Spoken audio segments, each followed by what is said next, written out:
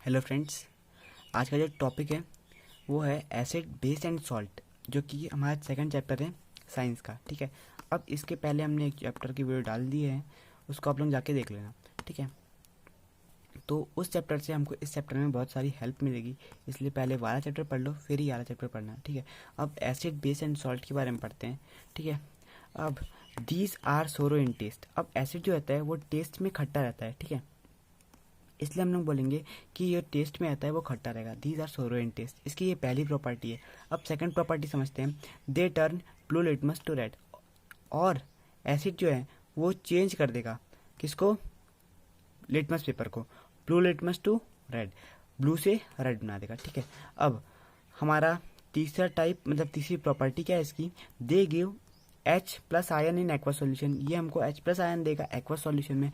ठीक है, अब हमारी चौथी property, acid corrode metal. Acid जो है वो मेटल को जंग लगाने लगता है। ठीक है, अब कुछ स्ट्रॉन्ग एसिड के नेम पढ़ लेते हैं और कुछ वीक एसिड्स के नेम पढ़ लेते हैं। ठीक है, तो अब स्ट्रॉन्ग एसिड के नेम दो नेम है, हाइड्रोक्लोरिक एसिड और सल्फ्यूरिक एसिड। ठीक है, और वीक एसिड जैसे कि ऑक्जेलिक एसिड और सिट्रिक एसिड।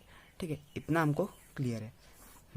अब कॉन्सेंट्रेटेड एसिड और एसिड डाइल्यूट एसिड। अब कॉन्सेंट्रेटेड एसिड क्या होता है और डाइल्यूट एसिड क्या होता है वो समझते हैं पहले। एसिड क्वांटिटी इज हाई, जहाँ पर एसिड की क्वांटिटी ज़्यादा होगी उसको बोलेंगे कॉन्सेंट्रेटेड एसिड, और जहाँ पर एसिड की क्वांटिटी लेस होगी उसको बोलेंगे डाइल्यूट एसिड।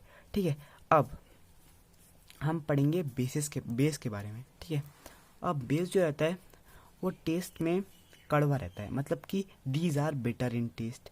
अब they turn red litmus to blue, और ये जो रहता है वो रेड लिटमस को ब्लू में टर्न कर देता है, मतलब कि बदल देता है। ठीक है, अब they give OH minus ion in aqua solution. ये हमको OH माइनस आयन देगा किसमें? एक्वा सॉल्यूशन में। ठीक है, अब सोपी इन टच, मतलब कि ये हमको टच में एकदम सोपी, सोप कैसा होगा? और हमारा सबसे अच्छा एग्जाम्पल बेस के लिए सोप ही है। ठीक है, मतलब कि सोप एक बेस है। ठीक है, अब एल्कलाइल क्या होता है वो समझते हैं। These are base which are soluble in water. ये एक ऐसा बेस होता है, मतलब एल्कलाइल ऐसे बेस होते हैं जो कि सॉल्यूबल होते हैं वाटर में। ठीक है, जैसे कि NaOH। ठीक है, अब हम अगला टॉपिक पढ़ेंगे नेक्स्ट पेज पर। हाँ, तो हमारा अगला टॉपिक क्या है? इंडिकेटर्स। अरे सॉरी, स्टैंड हिल गया था। हाँ, इंडिकेटर। अब इंडिकेटर क्या होते हैं वो समझते हैं। इंडिकेटर वो होते हैं जिससे हम लोग एसिड या फिर बेस को पहचानते हैं। ठीक है, मतलब कि उनका डिफरेंस, मतलब कि या तो ये एसिड है या फिर बेस है, वो पहचानेंगे। ठीक है, तो इसको बोलते हैं इंडिकेटर। अब इंडिकेटर से कुछ टाइप पढ़ते हैं, जैसे कि नेचुरल इंडिकेटर और सिंथेसिस इंडिकेटर, और इसका एक और टाइप होता है ऑक्जेलिक इंडिकेटर। अब नेचुरल इंडिकेटर और सिंथेसिस इंडिकेटर और ऑक्जेलिक इंडिकेटर को हम लोग डिटेल में पढ़ते हैं। ठीक है, अब पहले natural indicator, those indicator found in nature in plant called natural indicator. ये एक ऐसे इंडिकेटर होते हैं जो कि हमको नेचुरली प्रोवाइड होते हैं, मतलब उसको बोलेंगे हम लोग नेचुरल इंडिकेटर। ठीक है, जैसे कि litmus paper and turmeric. Turmeric मतलब हल्दी। अगर आप हल्दी को बेस के कांटेक्ट में लाते हो तो वो रेड में चेंज आता है। इसको आप घर में भी करके देखना। टर्मरिक लेना मतलब हल्दी लेना और इसको किसी कांटेक्ट में लाना, सोप के कांटेक्ट में लाना, तो वो रेड होने लगेगा। ठीक है, कौन? हल्दी। ठीक है, तो उसको आप लोग नेचुरल इंडिकेटर बोलोगे। ठीक है, अब सिंथेसिस इंडिकेटर के बारे में पढ़ते हैं। सिंथेसिस इंडिकेटर वो इंडिकेटर होते हैं जो कि केमिकल सब्सटेंस के फॉर्म में होते हैं, और ये भी अपना कलर चेंज करते हैं। ठीक है, इसका पहला टाइप ले लेते हैं हम लोग, मेथिलीन ऑरेंज। मेथिलीन ऑरेंज ऐसा सब्सटेंस है जो केमिकल फॉर्म में रहता है और ये अपना कलर चेंज कर लेता है। बेस के कांटेक्ट में जाने के बाद येलो हो जाएगा और एसिड कांटेक्ट में जाने के बाद रेड हो जाएगा। ठीक है, अब सेकंड हमारा एग्जांपल है फेनोफ्थलीन। फेनोफ्थलीन भी ऐसा ही करता है, लेकिन वो अपना कलर जो है वो दूसरे कलर्स में चेंज करता है। जैसे कि बेस में अगर जाएगा तो वो डार्क पिंक हो जाएगा, नॉट येलो। ठीक है, वो अपने हिसाब से चेंज करेगा, वो डार्क पिंक हो जाएगा। और अगर एसिड के बेस मतलब कांटेक्ट में जाएगा तो कलर लेस हो जाएगा, मतलब उसका कोई कलर ही नहीं रहेगा। ठीक है, तो नेक्स्ट टॉपिक पढ़ते हैं नेक्स्ट पेज पर। हाँ, तो हमारा अगला टॉपिक है ऑक्जेलिक इंडिकेटर। हमारा टाइप भी है ये थर्ड ठीक है, अब पढ़ते हैं इसके बारे में। This substance have a different odour in acid and base. ये जो रहता है वो अपने ओडर को चेंज करता है एसिड और बेस की कॉन्टेक्ट में आने के बाद। हाँ, तो मतलब हम लोग ये समझ सकते हैं कि ऑक्सैलिक इंडिकेटर वो इंडिकेटर है जो कि अपनी स्मेल चेंज कर लेगा एसिड और बेस की कॉन्टेक्ट में आने के बाद। तो फॉर एग्जांपल हम लोग ले लेते हैं वैनिला एसेंस को।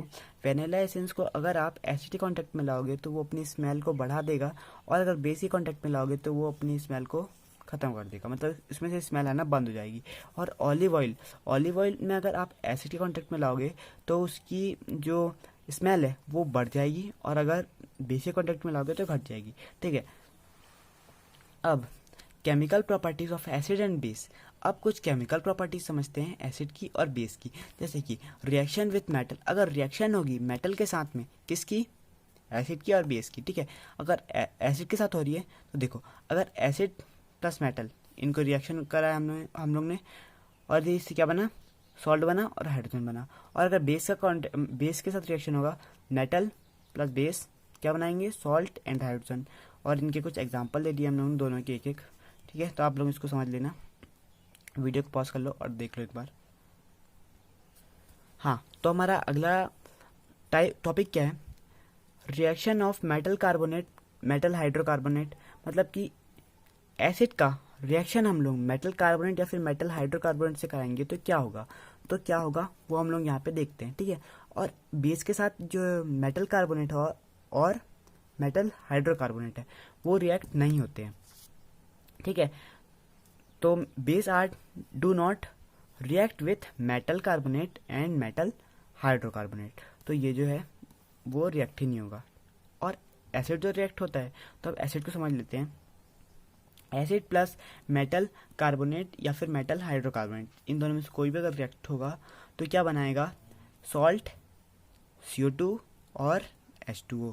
ठीक है, ये तीन चीज़ हमको मिल जाएगी यहाँ से। फॉर एग्जांपल हम लोग एग्जांपल ले लेते हैं एक 2HCl, ठीक है, प्लस Na2CO3।